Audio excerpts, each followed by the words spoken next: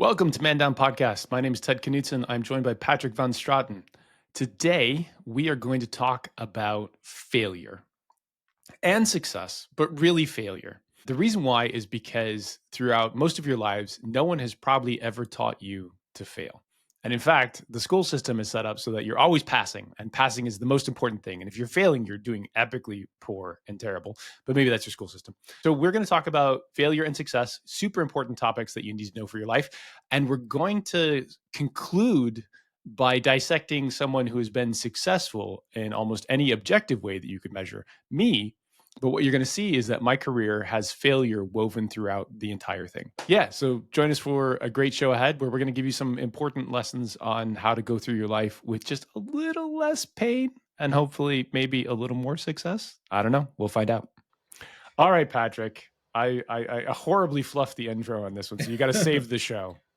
So I really liked what you said in the intro there, because I think that it can be hard to talk about failure, because when you talk about it in those terms, oh, the school system is set up in this way, you do sound like one of these people, like one of these kind of like right wingers who's like, kids just pass and pass and pass and nobody ever fails anymore. But failure is this thing that we are often taught to be deathly afraid of. Yeah. When it is one of the very few things in life which is absolutely certain it's gonna happen. Guaranteed. And it is good for you. Like you say, it is a good teacher. It stops your ego getting a little bit too large. We've all seen what happens to people who have only ever succeeded. These are often people who are born into extreme privilege, who are then given more and more power and money and influence. We see it with footballers, right? A lot of young footballers who've never really been told no, never really had a failure. Some of them go really off the rails because they haven't developed a system for dealing with it when it comes along later. Failure eventually catches up to those people in almost every exactly. instance, and oftentimes it is catastrophic. And so if you can learn to fail better and not in a catastrophic way, you're actually kind of ahead of the game. But failure in many cases is the single best teaching point that you have, because those moments where you have failures, those moments where you're a bit raw, like you've had times where like you're doubting yourself, those are moments where you reassess lots of things, and the reassessment there is what leads to learning.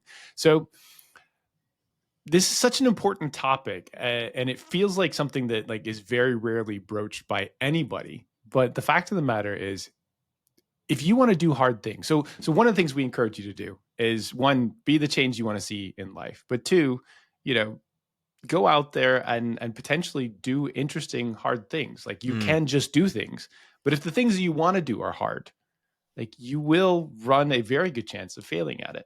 And so it's a super important topic for us to discuss. We want to give you some baselines to kind of understand the concept of it, but then like we're also going to talk about some people who have been incredibly successful, but the history that you read is that they've only been successful, and the reality is they have failed many times before that, and those failures were crucial in leading to their future success. And in some cases, their success might be judged a failure in other circumstances in life or via other perceptive lenses in life. So I think that all this makes for like a very rich topic that we can tuck into, get a little meaty, but also that like if you're at all interested in sort of pushing the limits on whatever life throws at you, like, yeah, you're going to run up against those and potentially like have failures. So how do we do it in a way that doesn't lead us to complete destruction? So there are kind of two kinds of failure you're hinting at there, right? There's the stuff that you want to do. So there are the kind of success conditions you create for yourself, and you can either succeed or fail at those. And then there are the other failures which are kind of unexpected, right? So your aim might be, I want to be, I don't know, rich and famous. And you may succeed in that or not. But along the way, there are going to be all the things that you didn't expect maybe to care about quite so much that are going to come up and hit you. Let's start with the little things, right? So the little things that we encounter in our last episode, we talked a little bit about anxious people and avoidant people and attachment styles and stuff like that. And in some cases, the avoidants put themselves in a situation where they never actually can fail because they never succeed enough to like hit a failure, right? There's a way of like conceptualizing that says that I'm a very careful person. I hate the concept of failure. Therefore, I Mm. never want to encounter failure. And so I make a lot of lesser choices, choices that have no risk, choices that have much smaller payoffs, so that I'm less likely to fail in every instance of life. Sure. There's two ways to look at that. One, you are choosing a lesser quality of life. You're choosing a lesser vibrancy of life. You're choosing less life in general because you're afraid of the possibility of failure. Now, the reality is everybody's going to fail. You cannot avoid failing because there will just be circumstances that are totally out of your control that will occasionally punch you in the nose. And that's just normal. That's normal life. So let's take it to some of the topics that we've been talking about recently, just as a starting point, right? So, in meeting new people or in potentially trying to new people in the dating space, you would like to date the most attractive person that you perceive possible, right? Hmm. Like it's baseline thing. Yeah, I would love to, I don't know if you'd love to date a supermodel, but at least you'd like to maybe one time, maybe just, one time, like have the experience of dating a supermodel. The only way you get to date a supermodel or a movie star or a musician or whatever. And in fact, like when you listen to people like Gillian Anderson or Charlize Theron talk about their dating lives, they're like, I don't get asked out nearly enough Hmm. because everyone assumes that they've already got dates. Everyone assumes that like they're not going to be interested because they're so attractive, right? But the only way that you succeed is by asking somebody out. And by asking, you then take things completely out of your hands and you're at the whim of the person that you're asking or the universe or the algorithm or whatever. By not asking, you have no risk. You have no risk Yeah. whatsoever, no risk of failure. But there's something that I think I shared recently on one of my Twitter accounts, maybe the Man Down account, that says no risk, no story. And Mm. stories are what people respond to in life, and stories are the things that you will tell your children and your grandchildren, and they're the things that you write in books and that get turned into movies. Create the stories, but in order to create the stories you have to have the risk, and risk means the potential for failure. Well, and often I think that these successes you come by where you know you haven't really put yourself out there, even if other people admire them, they will feel fake to you. So I can actually talk a bit about this myself. So what you were saying at the beginning about kind of, not really trying. So this is how I went through my entire academic career. When I was at university, you can get a kind of report. They're called handshake collections or tutors collections or whatever. And my last one I got in my fourth year of university, I I said to my dad, I was like, this is what they said to me. And my dad said, that's exactly what they said in your first term of primary school, which was Patrick could try harder.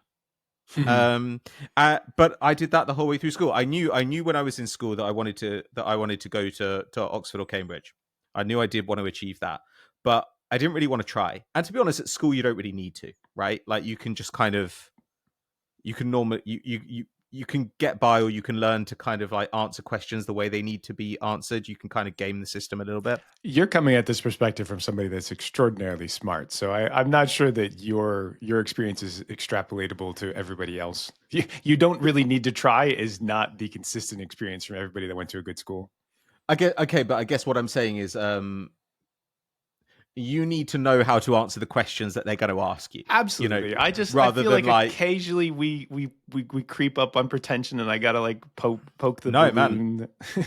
believe me. Like, I think that's pretty good. We need like an alarm. This is where we need the soundboard from Rishi. But I definitely had this attitude where I never tried as hard as I could, and it was only later on when I look back at it that I was like, I think I was worried that I'd realized there was a ceiling. Yeah. When I didn't try and I, got good grades and I got into a good uni, I was just like, man, the limit does not exist. I'm just fucking killing it. But obviously there is going to be a limit somewhere. And by not trying, I never had to discover it. And it meant that everything I achieved, even, when I got good exam results or whatever, I was kind of always a bit like, this is bullshit.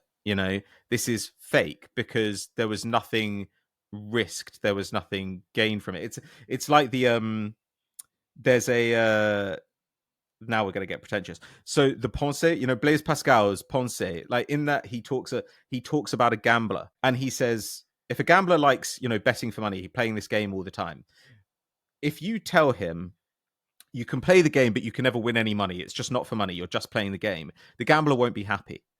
And if you tell him you can have the money but you don't get to play the game, he won't be happy either. He needs both the game and the money. He needs the risk as well as the kind of fun of it.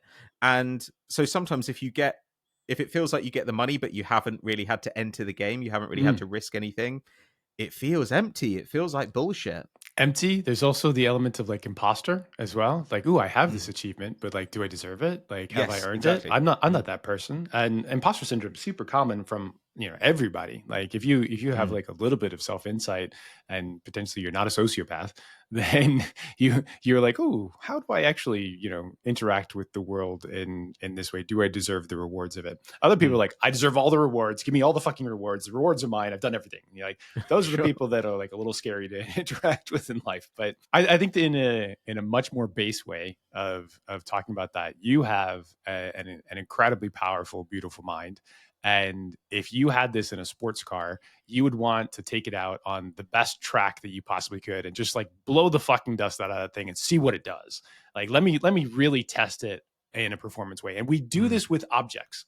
We do this with objects and That's we true. do this with athletes. Like, how can I maximize your performance? How do I get to push you more and more and more and more and more to achieve the things that are the limits of performance, right? With our Mm. minds and internally, we get to always run that thing in third gear. Like, we never have to ship up to fifth or sixth. We Mm. never have to push it into a corner. We never have to figure out the right lines of play constantly. You get those choices that you can make that are constantly choosing lesser life, even if you never realize it. Even if you never realize it, you will constantly minimize risk at the potential to avoid the failure. But the way that we would Mm. do it in an object is we would say, let's fucking see what this thing can do. Let's run it to the red line. And then often let's back it down to make sure that we don't break it permanently. But we need to understand the limits of performance and the limits of choices before we can make useful decisions about it. Mm. That's a really really powerful analogy. I hadn't really thought about it that way at all, and that's also where the beauty of it is. I tried to when I tried to explain to my wife's family, none of whom give a fuck about any sport at all.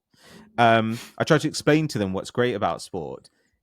It's really hard, but I almost always end up at the point where I'm saying, "Don't you want to see what the human body can do? Like, don't you want to see the limits of it?" But you're right. In our internal lives, we have the opposite approach, which is, you're running like you've had a hamstring injury. You're like, I can't take this up to full speed because if I do. So there, yeah, we're programmed. Again, this is kind of what we were talking about in the other episode about attachment, where failure is looms much larger in our minds than success. Yes. Because we're Always risk programmed to avoid averse. the negative. Yeah. We're programmed for survival, and Mm. survival is the right way to you know get through life. But now we have so many lesser risks to our survival. Like, survival Mm. is usually not something that is threatening us throughout most of people's lives.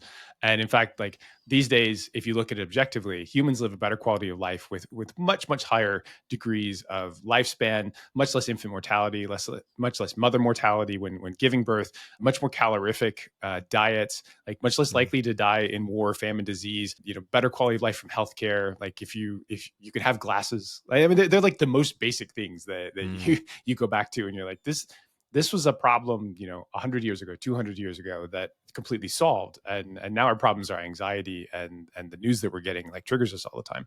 But you're much less at risk from life in general. Mhm. And you still need to be careful not to do like really stupid things. Like riding a motorcycle might be one of those things you might want to take other choices Yeah.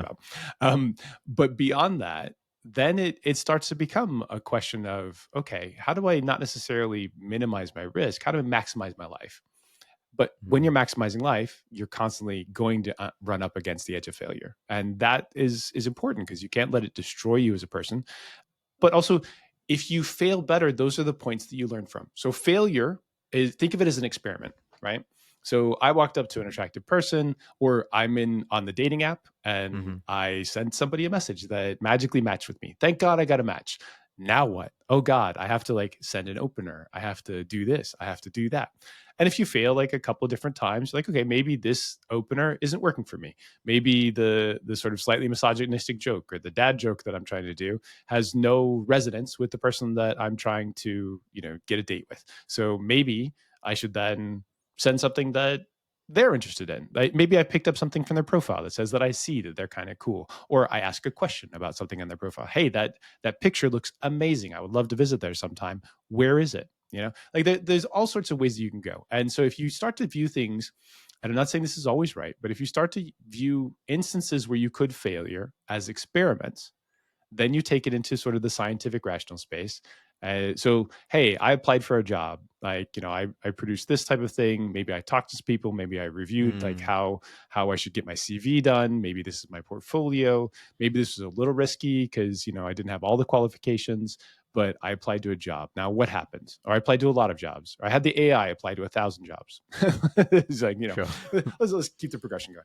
What did I learn from that? And I think that type of thing is like you just by living any sort of rich, rewarding life, you will have moments of failure.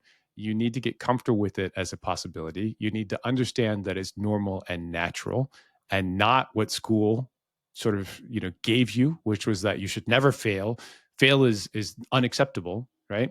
Life is not that condition. Life is not school. Life is lots of risk, lots of Mm, potential, and it's up to you to maximize that. And as you noted, in many cases we don't. We choose to avoid it for usually the fear of failure and the worry that something might either knock our own self-esteem or the perception of those around us because we have failed at something. yeah, so that known, I don't know, I wouldn't call it unhappiness, but sometimes like kind of known dissatisfaction is better than unknown satisfaction. That's how it feels sometimes. We're like, well, things do I want to gain something more? No, I want to avoid losing what I have. I think this is a good point though to talk about your story, because I do think that was like the germ of this episode. I think was this idea that you were doing kind of a stock take, and by any reasonable measure, your life is a very successful one, and it seemed to me very powerful to an audience, especially of like young men who I imagine we're talking to. Something like was it 97.3% or something? Welcome to the 2.7% women who are here.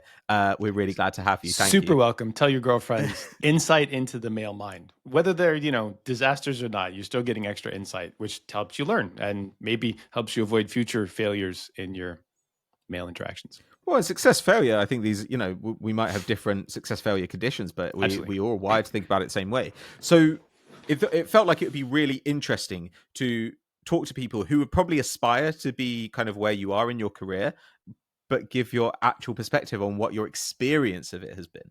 We're real people, and that often gets lost in the talking head space, right? Mm, But like Patrick and I are real people, and one of the reasons why this started was because like I wanted to be more vulnerable. I wanted to learn more about myself so that I could become better in the future and not have these failures. But also, much more so, I wanted to be able to teach people and help them learn about the way that you could live life and mm, also the ways that people that we view as successful have fucked up, and you can normalize fuck ups. yeah. Be less of a fuck up is important. I think it's Maya Angelou that said, do your best until you learn to do better and then do better. Mm, And I find that to be like so rewarding as a perspective, right? Like one, there's a constant searching and yearning to do better, but in the meantime, you're doing your best in life, and that's what you could do. And so, by doing your best and understanding that you were doing your best, you allow yourself an element of self forgiveness inside of that. And then hmm. there's the advancement growth space of then learn to do better, and then it is do better. And so, like now, you're sort of progressing through your life and hopefully improving it for yourself and for others. So, yeah, I think a lot of the mission around this is I'm so married to it in its own way, Mm, because I've had a failure and I wanted to then sort of find ways to be more successful for myself. But mostly, I don't need to do this for myself. Like I need to do this for other people. And sure. as a Statsbomb thing, we often gave away a lot of stuff, and we paid a decent Yeah. amount of money to give away a lot of stuff. For those of you who don't know, I used to own a data company. We had some of the, in fact, we'll talk about in a second, but we were trying to give things away so that people could have a better early career and better interaction with life. And in some cases, we were quite successful. In other cases, it didn't land. but we still get to do some cool stuff. Like there's a Lionel Messi data biography out there that had like all of the matches that Lionel Messi had ever played up to a certain point, particularly through Barcelona. We were then doing the Tom Brady data biography, and then we released tracking data inside of that, and that didn't really get much of engagement, which is so weird because no one had tracking data. But anyway, we were trying to give back to people and to help them get faster steps onto whatever career ladder that we struggled with or I struggled with initially. So this is a little bit of that. And I mean, it even goes back earlier than my career. So like that might be a better place to start. But let me bring up the slides here. So I was a pretty good athlete, and men always say this, right? I was a pretty good athlete, but I skipped a grade between grades 4 and 5. And so I was basically a year younger than everybody I was competing with at the high school level in the United States. They don't segregate always by ages, by your year group. Mm-hmm. And I didn't realize that was a problem until I got into, professional sports development, where I was like, oh, being a year younger is actually a really big deal if you're a young man. and Sure. and so like that was like one of the early stages where like I was competing up against these other people. I was doing really well, but I was like a skinnier kid, and I had contacts, which was a big deal. I remember when I changed over from contacts or to contacts from glasses and was able to hit the ball again. You have these moments where you're an athlete and you grow like a crazy amount of in like 1 or 2 years as a boy. And it's actually a statistical fact that like at Southampton they found that like when boys had their growth spurt, and probably women as well, effectively their athletic performance in almost every sector fell off for about a year because they no longer knew where the ends of their limbs were. And in order to be an elite athlete, you have to like, that's super crucial to know. Sure. So anyway, I was a good athlete, but I wasn't great. I went to a pretty good school, but I got a full ride scholarship for academics. I tested very well on some silly tests, and Patrick and I have a similar story about not trying for a long time and still skating through school. It wasn't until my sophomore year in university that I really learned how to work hard, and I had a couple of great professors that kind of kicked my ass on the writing side, and I kept coming back for more.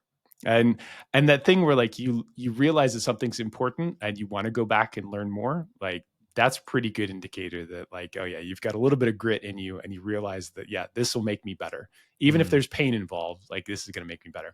I dropped out of graduate school, which isn't on here, but I was in a PhD program. I got funded at a university called Emory.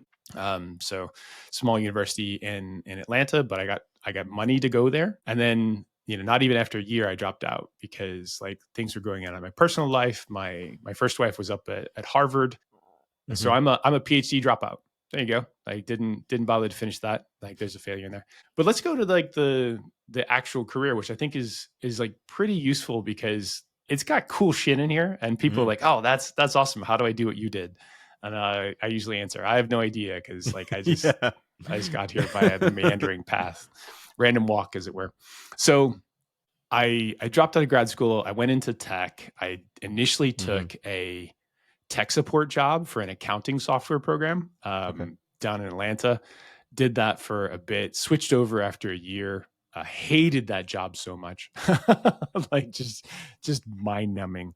I started getting involved in databases. Always liked data, liked the concept of databases. Then I got another tech support job that had like database qualifications, paid me quite a bit more.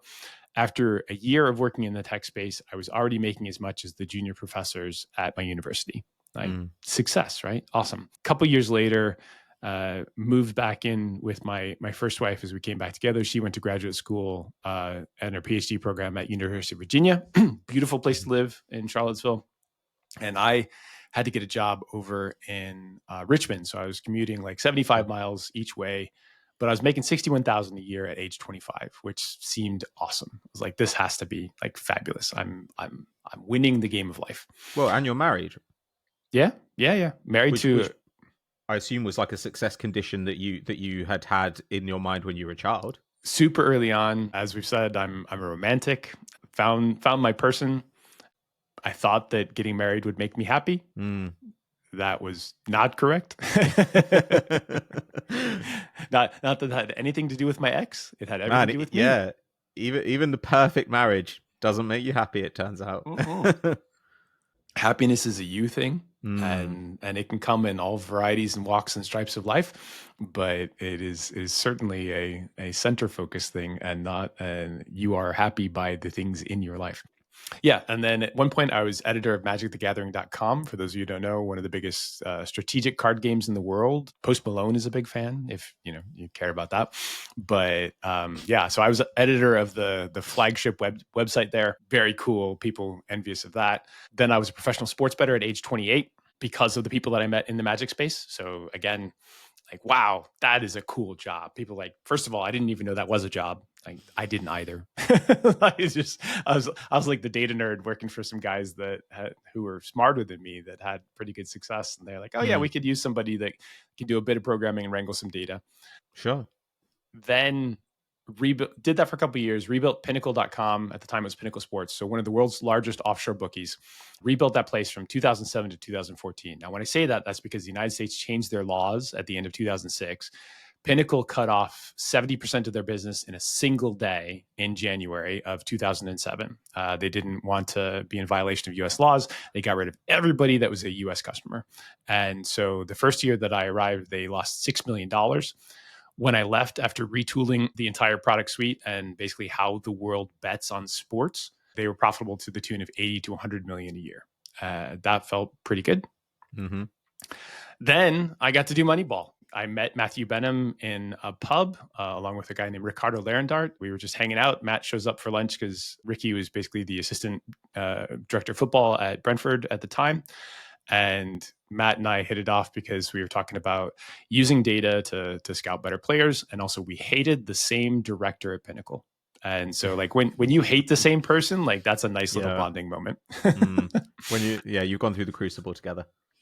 And Brentford did okay. I think that Brentford obviously have had a great deal of success since then. 99.999% of it was them, but I had a little bit of a contributing factor to what they did to get to the Premier League. And still some of the stuff that they do is stuff that I figured out, and we literally wrote the playbook on it, whether that's set pieces or long throws or styles of play. So that felt pretty good. And we won a Danish title. So I do have a title. I have a photo of myself on my LinkedIn with the Danish trophy. That's the only one that I have of that style. And you have to show your credits and take your credit where you can, because that was super cool. Founded Statsbomb as a blog in 2013. That ended up becoming one of the sort of more instrumental places for people to learn about football, soccer analytics. Then founded Statsbomb as a company in 16-17.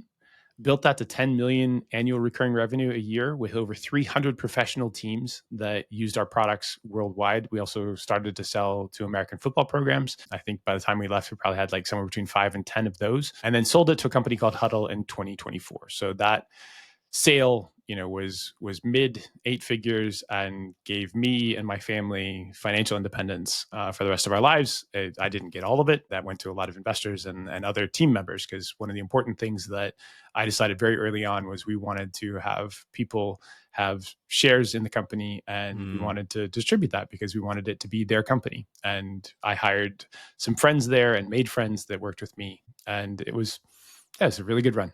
So those are the high points, and there's lots of other ones. Some people have called me sort of godfather of football analytics, which I'm not sure that I agree, and honestly, if you told a lot of the OG football analytics people, they would get very angry about that. I totally understand. Like, there are many, many, many, many, many people that deserve credit for this, but I had a big chunk of it. Statsbomb was a big deal. Statsbomb has been a big deal for a long time. So that's the broad strokes. Those are the success. That's if somebody wanted to write like, the hagiography of yes, Knutsen's awesome. That's what this looks like. But I think it's really, really important, even if you think that I might be awesome. And if you do, you could tell me. That's okay. I like hearing it. We should cover the failure part of it, because it's true. So let's actually cover the shit that happened along the way. That's interesting. Yeah. So at age 25, I was making 61,000 a year. I worked for a pharmaceutical companies. I was bored, and I had a horrible boss. And I mean, like, pretty abusive, mean shit was said, very political. She was awful to work for. I've had horrible male bosses too. I've had great male bosses. Like, this is not gendered. This is who this person was. So one day my first wife came home to find me like lying in bed under the covers at about 1 o'clock on a Friday afternoon. And she's like, are you all right? I was like, no, Nope. I quit today. Couldn't take it anymore. I only lasted about, 2.5 years at that job because it was just that awful. Mm, Um, then it was the dot-com crash, so I couldn't find another job. Like, there yeah. weren't any more jobs in tech, certainly not anywhere near what I was being paid. So I delivered pizzas and I picked up trash at a summer theater company where in James Madison's home around Charlottesville to pay the bills. It's quite a big come down. Like, from feeling like you're on top of the world and like I clearly must be one of the most successful people in my graduating class at this point. And then you're Mm, like, oh yeah, now you're delivering fucking pizzas, buddy. Good. Enjoy. mm. But that led me to become the editor of starcitygames.com, which ended up being the world's largest singles vendor for this game called Magic. And then that led to becoming the editor of magicthegathering.com. That was really cool. And in fact, I got to travel as somebody on the coverage team, which didn't require me to edit the main site. Someone on the coverage team, I got to travel around to all these different countries. And I used to travel like 30 weekends a year to I got to go to Australia. I got to mainland China. I got to go to Singapore, Thailand, Japan 11 times in 4 years, Cool. Geneva, London. It was incredible. And it was a great opportunity at the right time in my life because I was young and able to travel. It was awesome. But while editing the main site, like I quit slash got fired. I hated this job because it was so boring and it was just editing text. And it wasn't what I was hired to do. I was hired to like have really thoughtful conversations and help them decide, or at least what I was pitched as, help them decide like, how to present this game, how to do cool things on the writing front, how to teach people stuff, how to play Magic better, etc. But then they're like, oh no, you can do it from afar. And I was like, okay, I guess. So by not being in the building, like I never got to have the useful conversations, and my job was relegated to a much lesser thing as the person who hired me sort of maintained all control around that. And eventually I was like, look, I don't want to do this anymore. And this is a guy that is perfectly capable of coming in and doing better job editing the text than I am, and he won't irritate anybody. So left that job, but that got me into immediately. I sent a message to Zvi. I was like, "Hey Zvi, I'm done with Magic the Gathering. I'm free. You said at some point you wanted somebody to work on sports betting. I'm free. If that's okay." And we knew that we liked each other. I'd edited his stuff for quite a long time, so I became a professional sports bettor. That didn't have any training at all. it Okay. was it was super stressful. I mean, it did have a bit of training, but when you're working with actual geniuses, as we found out in the football space, they often don't know how to teach you how to do things. They just Sure. know how to do things. So that was really hard. And so I did that for about 18 months, I think. And the US changed the laws. So I literally had to leave the country in order to continue doing this job that was super cool, but also like kind of crazy. And you're still really young at this point, like these things are going on. Like your prefrontal cortex at this point is still like candy floss. And like, what were you saying to yourself during these periods? Because like these first two, you're quitting.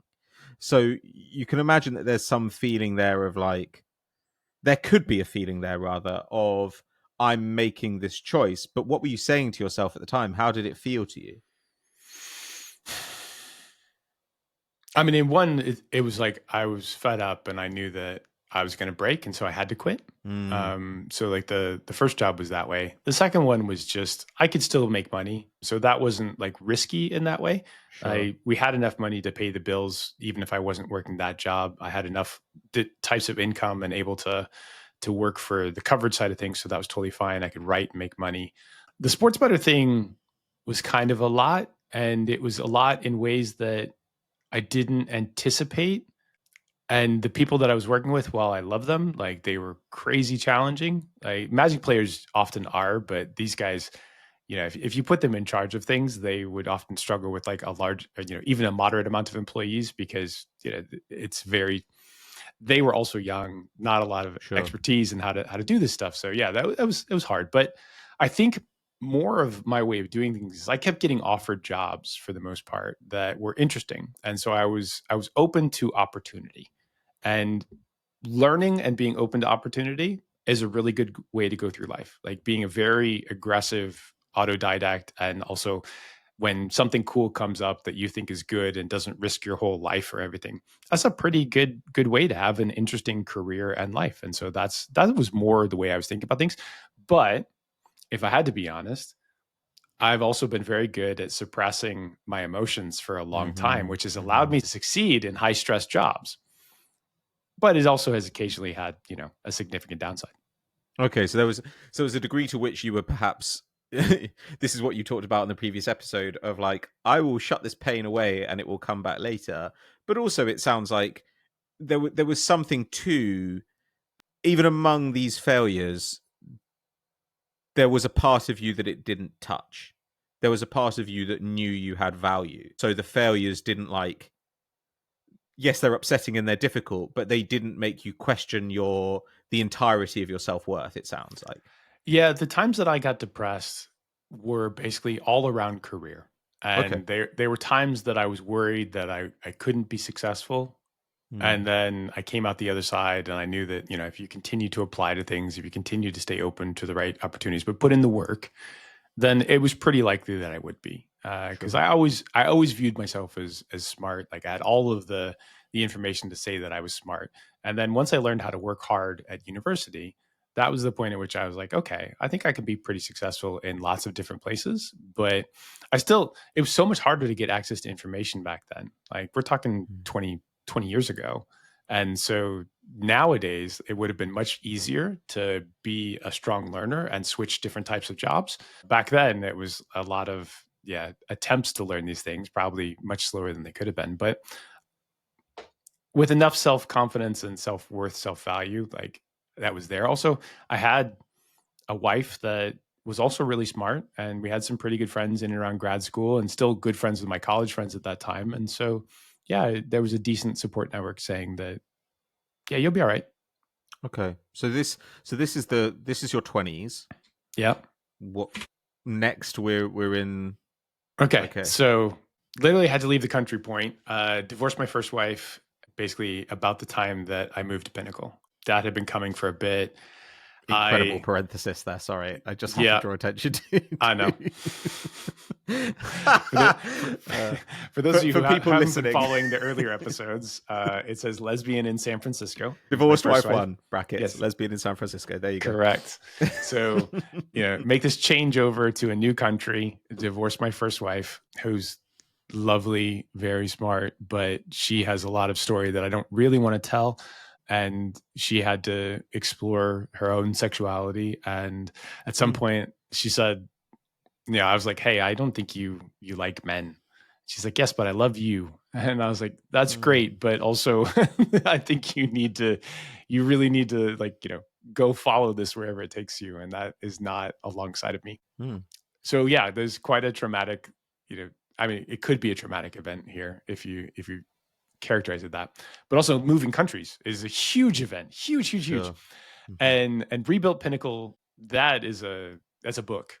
Is a book there unto itself. And I'm going to hit the failure points that were significant, but there could be lots. So the first day that I worked trading soccer, I was just brought in as the data nerd, and then I was like, "Hey, I'm actually pretty good at games. I want to start to trade." And then I hired like 30 more people to trade over the course of a few years. Completely rebuilt the company in many, many different ways.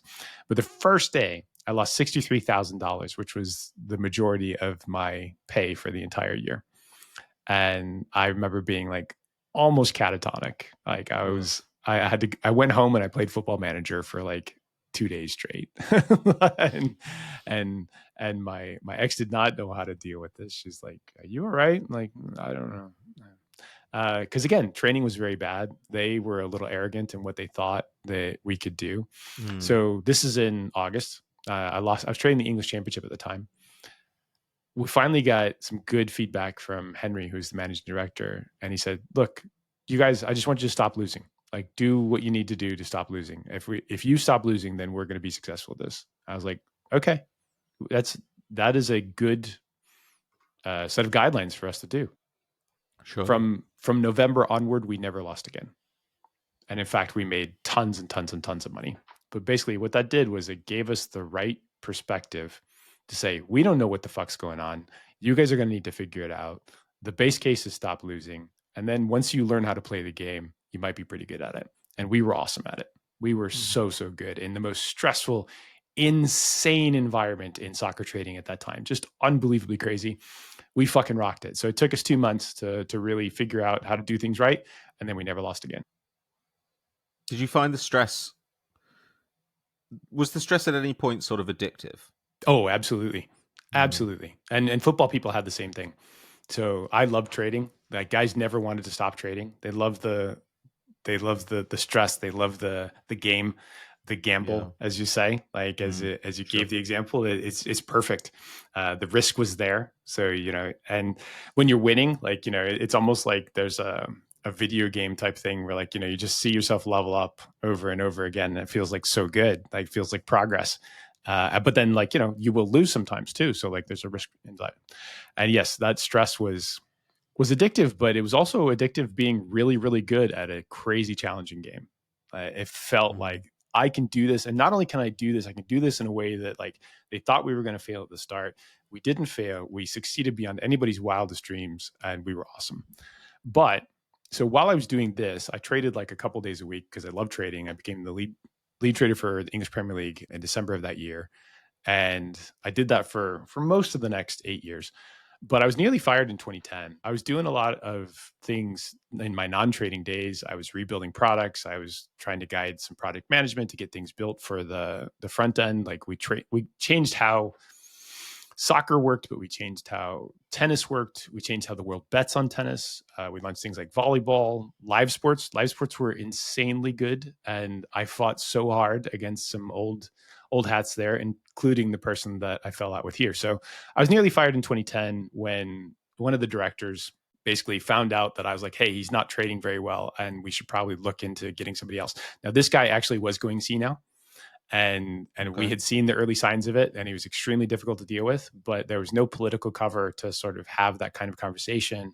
So I had told my boss, who was the CEO, about this, and she found a way to leak it back to that director. And I was on a trip in Asia with the managing director where I was labeled as the potential successor to him. And I got a phone call about 5 days in from the other director that was basically shouting at me like, you need to quit now, like you're a fucking idiot, you have no idea what you're doing. I've been doing this Wow. for 40 years, and you can't talk about my trading that way. I know more than you'll ever know about doing this. And I was like, okay. And I had a big cry. It's kind of a crazy time. I was probably like jet lagged. We were doing business all over the place. And then, I talked to the managing director and the CEO, and they're like, no, you should stay on. But like this killed my career in that way. So I was not going to be able to do that. I was politically naive, did not Mm, understand what was going on, and could have absolutely done better. And, these days it would be different. But that didn't stop my career. So I had another sort of 4 years there where we helped build out the live sports. I spent a year in tennis embedded there, figuring out how we could build much better products, how we could trade that better. Marco ended up being the one that launched the esports, which became a huge success for Pinnacle. And then Dirk did most of the work on Soccer Live, but I did a lot of the trading legwork to help him at that same time too. So a lot of tenuous friendships though, because I was the boss to a lot of them for a long time. And sure. and so, your friends reporting to you is tricky. And I had two very Mm, young kids. So at some point I just parked all of my ego and I said, I need to just keep making good money while we get stable in England. I moved to England, and my career there could have been very different, and it was awesome for like the first 4 years, and we had incredible success. And in fact, we have incredible success the whole time. But you could certainly view it as a partial failure for what could have been, because like I was young and stupid and needed to know better. when did you come to that realization? Like at the time or later on? This political naivety. At the time, I was Okay. I was definitely learning on the fly there, and there were a couple times where Zvi and I talked about Monty, and he's like, "Look, he said you need to approach it from what you want to get out of it, right? And so just absorb whatever abuse that you need to, and park it, because we know this guy, his opinions aren't really relevant. Like you have to deal with them as best you can. Mm, In some cases I was fighting for Zvi because Zvi's actions were I didn't do them, but like you he was occasionally the one that was irritating Monty via all sorts of different ways. But everybody could irritate Monty because he had that old person volatility, and sure. what a thing that he told you one day might not be the true the next day, even if you wrote what he told you in an email to him. And it was a crazy experience. So but yes, I could have absolutely done better, and I could have found ways to do it better. And these days I would. But then a lot of learning to do. No matter how fucking smart you are, you can always know how to do things better. You can always have more wisdom how to approach things, and that was certainly true. Okay, so that's then kind of the end of your you move then into a sort of self-directed career. Was that an intentional move because of some of these experiences? So at some point, I was trading live sports on Saturday and Sunday. Hmm. And on Sunday, I would wake up or I would start work at 9 a.m. to trade soccer. And then I would trade 2 NFL games live as well. The last NFL game would end at about 1:30 or 2 a.m. UK time. And then my wife that I had children with, she would go to work the next morning, be out of the house by 7. I would have to be awake, get the kids to nursery so that we could then Mm, have it was just it was a Jesus. lot. And she said in a very clear but also understanding, it was like there's a demand here, but also a very clear approach. Like it would be great now that our kids are just about to start school, if you didn't work every weekend so that you could see them. And I was like, yeah, that's a really good point. And so I was kind of, yeah, it was time. So that was why I shifted out of the sports betting space Hmm. into the next stuff. So we get to my football side of things. I worked inside of a holding company that kind of contained the football smarts for Brentford and Midtjylland, but also alongside of Matthew Benham's betting organization called Smart Odds. Lots of PhD quants that were used to modeling sports in a slightly different way than I had been. We won a Danish title there, partly off of the back of my set pieces research. And I was fired in 2016 when I was aggressively looking for another job. So like I was shopping around for jobs as quickly as I could in the football space. I was a little frustrated with the lack of progress at Brentford. Matthew had focused on some of his other businesses. I was definitely clashing with my boss at times because I felt like, we had no guidance and there were reasons for it. And I had to be able to talk to somebody about like the problems that we had. And that person was pretty conflict averse. And he and I at some point just kind of fell out. So they let me go, but like I wanted to leave at the same time.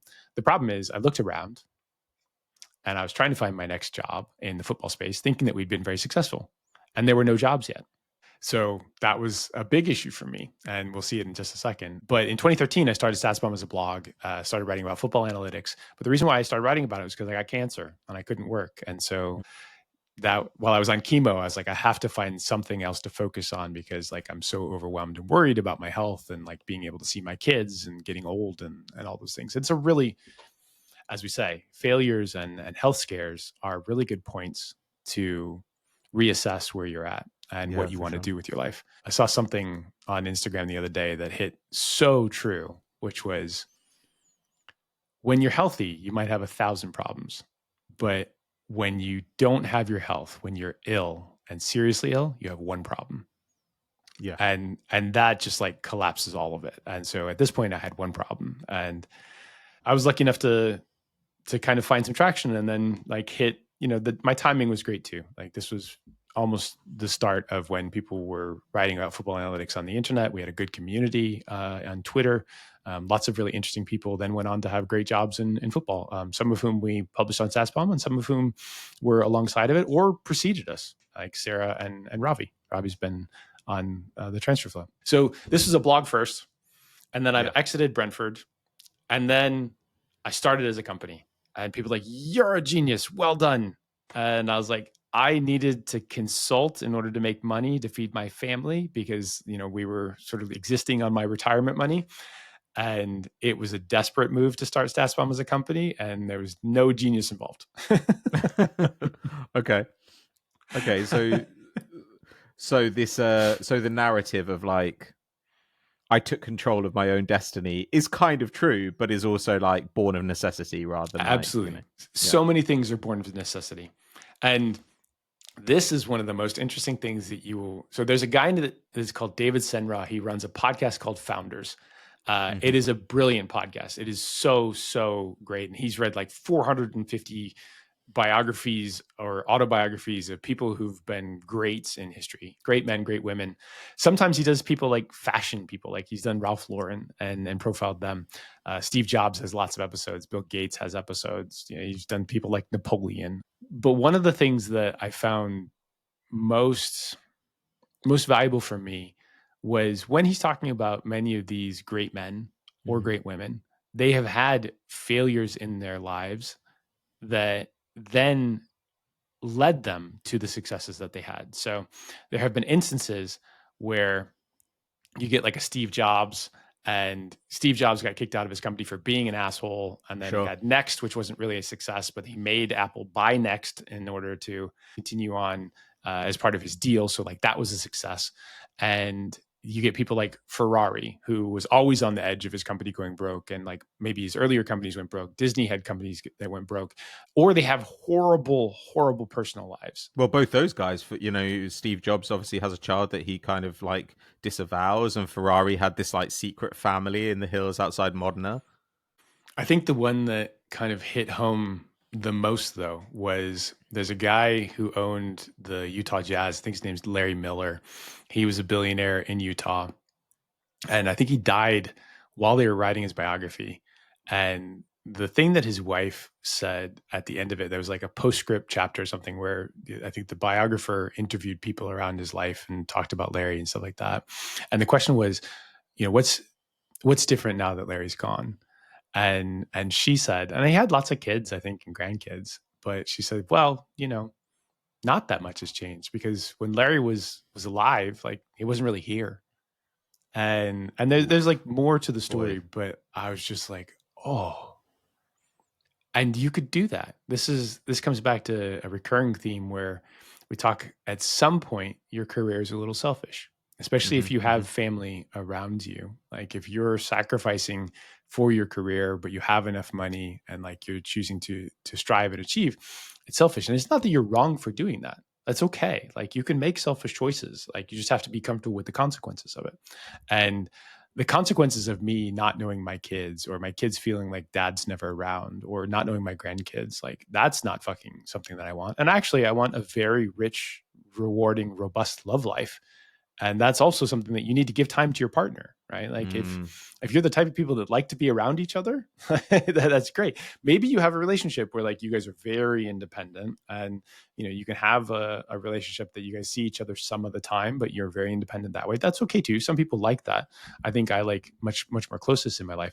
And so knowing that those things were possible and potentially treacherous pitfalls in choosing a highly rewarding Sure. career, very valuable in guiding you, even if it doesn't necessarily change how things operate for you. So the Statsbomb story is built it to 10 million annual revenue, 300 teams, sold the huddle. The reality of the failure behind this is that the last 2 years of Statsbomb were the most insanely stressful of my life. There were a number of shattered friendships, some of which will never be repaired, some of which, you know, nothing to do with me necessarily, but I had to make choices for the best of the company and the shareholders. There were constant battles. It possibly cost me my second marriage. It's possible that we would have split up anyway, but it was definitely a big contributing factor. And it Sure. 100% cost me my next long term relationships due to a stress related breakdown. Now, you know, I own that. There's no one to blame but me. But certainly, like the damage and the trauma from having to pilot the ship into port was so much that I got overwhelmed and had an emotional breakdown. And basically, I jettisoned all forms of conflict, including some ones that I would have been perfectly capable of handling if I had been in a normal place, if I had been in a healthy place from a mental perspective to be able to just have a relationship. But instead, I got rid of everything that I could because I just collapsed. And so here you are. You've arrived at what should be a crowning moment of your career, the point at which your career, the point at which you never need to do anything you don't want to do for money again, right? Theoretically. and yet in this moment a bunch of other things fall apart, and it feels like there are these other parts of your life which have been neglected in order to achieve this great success. This is correct. And I liken it a little bit to like oftentimes you're able to push through things when you've got a really busy schedule. And then when your schedule finally eases, your health system collapses, right? Like you get sick, you get Yeah, sure. exhausted. It was like that emotionally. So really just carried the bag of rocks through the desert for such a long period of time. You get Mm. used to not acknowledging anything that's hitting you because like you have no choice but to carry the rocks, right? Like you can't stop. You have to get to the oasis, otherwise you will die of dehydration. So you get impervious to a lot of stuff because you have to be. But then when you no longer have to be, like all of the bills come due at one time. And for me, like that was a big deal. Now it doesn't have to happen to everybody. Like I probably should have gotten into therapy to deal with it. I probably should have done this, probably should have done that. Now I know. But that's what happened. And so that's the failure side of it. And we had so much success, and I think that the name will live on and the people who helped build it will live on. And so I want people to understand that like even though like we're talking through the failures, you also have to acknowledge the good. And there's a lot of good, right? And obviously Mm. if you have a large bank balance, it makes it easier to acknowledge some of the good. I'm just telling you the truth, No, sure, yeah. It's, right? so the power of positive thinking when your bank is balance is in the black, yeah, definitely more accessible. So we fundamentally changed football. Football Hmm. did not recruit from a data perspective before we started. We launched this company. We went toe to toe with somebody that had already been established for like 15 years. They're like, you should never do this. There's no reason for you to exist. And we succeeded beyond what anybody thought was possible. We built some of the best products in the industry. We actually changed how people do data viz in multiple sports, which I think is interesting, despite their will in some cases.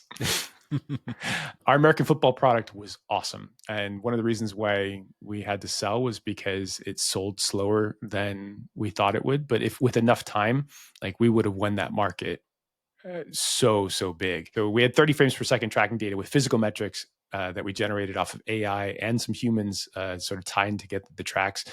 That data was ridiculously good. We were moving it over to soccer. We also integrated it with video, which was fucking filthy. So our video team managed to underlay all of the dots of any player that you wanted highlighted on the pitch through every single video that was there. And it was gorgeous and it was basically perfect. And then we were getting to the point that we could put whatever metric on top of it that you wanted to be able to see, and it would update like on a frame by frame basis. It was awesome. And we had so little money. Like we didn't raise that much money. Like we were just succeeding with what we built for the most part. You see these AI companies that have raised 100, 200, 300 million dollars. Like I Mm. think we raised a total of a little over 5.4, and then we had to take on loans by the time that we sold of another, I guess, 4 to 5 million. And we did. I think the one of the biggest things and one of the happiest things is that people look back on it as a great place to work because they have the perspective of like where they work now or where they worked since. And Mm. so that feels really good. And then the last bit is the thing that all the investors will tell you. And you're like, dude, you started something from nothing and then you sold it for a big number. Like that's success. And you got paid. It Yeah, wasn't sure. that, you just sold it for the money that people invested. So that's the space that I have to come back to and being centered when I view so many things were unsuccessful because we didn't reach our peak performance. We didn't reach our optimum. We didn't actually Sure. find the very top levels because those are kind of the standards that you're shooting for when you're trying to have this life. But the reality is, there's so many successes that because we had those standards, because we were trying to overachieve, even the lesser parts were huge successes by any real objective measures. Yeah, yeah. But it's I mean, well, I was also just thinking that we wouldn't actually be here having this conversation if it weren't for Statsbomb. Like Sure. that's kind of an interesting factor here. Or my relationship failure. Like I'm not sure that I would have got off the fence if like I hadn't fallen apart. Mm. Hmm. So looking back on this, I mean, I guess it's tempting always to kind of see these things as like a process of building, right? I love to build things. That's something that people know about me. Like I absolutely adore building stuff. But now you're left in a position where you had to build something new. You had to find a new project to occupy yourself. Was that something that you knew you'd have to do before the exit from Statsbomb? Yeah, I got real Okay. bored while waiting for us to finish the sale. Like the sale process sucks. Like due diligence is boring as hell. It's a lot of Mm, stuff that's like frustrating to do, but it has to be done. And so like it's just a lot of time. And I knew that I wanted to. I love to write. Somebody asked me a great question recently. Would you rather keep the writing, or would you rather keep your ability to bet? Like your pretty pronounced ability to pick winners in sports betting. I was like, oh, absolutely the writing. Like the writing is fundamental to me. I love sure. the expression and the process around it too. It teaches me more than anything else ever would. But I knew that I needed to do something. I'm not good at just I couldn't just choose to play golf. Like Sure. I really struggle for low key things. I couldn't just choose to play video games. I think something that you people out there should understand. Like I have a number of friends who've been very successful at games, but like being in the top 2% or 1% of a player in any particular game, it's kind of a false status, right? It's like, how are you changing life? Like, what are you doing in your life? That's a thing that drives me. And so games are casual for me. They're a release, and I grew up with an identity as a gamer, which has a lot of different definitions. But you just need to be really careful that you're not living in the metaverse and taking those as your achievements, because like life is real, and choose life. Yeah, so that's an interesting thing. Like finding the meaning in something else here. Like, I mean, when I found that during the time I was at Football Daily, like we had this huge YouTube channel and it had like a big following. And the people who followed us were like, "Well, you're doing your dream job, right? Because you're Mm. like just talking about football for a living." And I was like, "Well, firstly, I'm paid like shit, so like, so that is a factor." And also, I was like, the tone of it, I was like, "Well, I can't be doing this when I'm 40." There is a kind of football punditry you can be doing later on, which I feel like is kind of what we're doing now. But I was like, the explosions YouTube channel stuff, I was like, that's not that's not really something you can be doing honorably when you're like 40, 50. It's not a lifetime career. So during that whole period, people kept telling me, "Oh, well, this is great, like you're doing this thing that I would love to do." And I was just like, bro, this sucks. Like, I don't like this. Like, it sucks is strong, but I was pretty depressed You for a have to long time find there. the work fundamentally rewarding. Like Okay, whatever this it is is, exactly it. you have to find that. And that is your own definition of success, right? That Mm, is something that's deeply inherent to you. Other people out there, like you could be fucking Michael Bay, right? And you could have these awesome movies that everybody pays to see, even if the reviews are fucking terrible, right? But Vim Vendors would never want to be Michael Bay, right? Like the people sure. that are I think art that's house fair. people that are hugely successful at creating works of art, that they really care about the integrity of those works and not necessarily the numbers that go up from people seeing them at theaters. Those are different people, and sometimes you'd like to have more of an overlap. Like maybe Denis Villeneuve is a bit of both, like an auteur that also has like beautiful things that people want to come see. Mm, But you, at the end of the day, other people can't choose what you view as success. Like you have to choose it. And yeah. you also understand your own failures. You have to acknowledge them, but you have to be really compassionate towards yourself about them. And I think that idea of this to me is like when you run towards stuff that's very meaningful, often you're running towards stuff that can't be completed. So my response to that was to say, right, well, I want to go and train to be a therapist. Yeah. I'm going to work on my marriage, being better a husband. I want to be a dad. And those are things where you can beat yourself up constantly because there's no promised land. You never reach the promised land. And that could be depressing. But actually, what it can do is force that mindset shift, which is you have to, like you say, you have to love the work. And I think about this in the myth of Sisyphus, like the end of the myth of Sisyphus. Like Camus says, the struggle towards the summit suffices to fill a man's heart. One must imagine Sisyphus happy. And you're like, that is absolutely it. Like, you can't imagine you only get to be happy when the boulder gets to the top of the hill because it's coming back down again. You have to learn to love the work. And so I've found running towards things that don't really have an eventual time where I'll say, "Oh, I've completed it. I'm great at it now." I have found that to be a much better a much better set of things to work towards for It doesn't me. have to be work, by the way. Like you Mm, can you can have like a nice paying career or a high paying career, and you don't have to find reward in the work. You can find reward in other things in life, right? Like you can find reward in when your I say the hobbies. work, though, I mean like the so writing, for example.